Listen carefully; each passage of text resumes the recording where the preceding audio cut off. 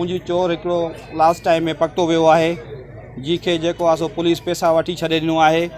उन ते के कलम अहिड़ा लागू न कया विया आहिनि ऐं उन्हनि खे जेको आहे सो ईअं छॾे वियो आहे ॼण को हिकिड़ो मौज शहरी आहिनि। छॾे असांजे ॾाढो उहे ईअं घुमनि था, असां ते खिलनि था, असां ते ठठोल था कनि ऐं असां वॾा हिकिड़ो जेको आहे सो परेशान ऐं प्रेशर में आहियूं।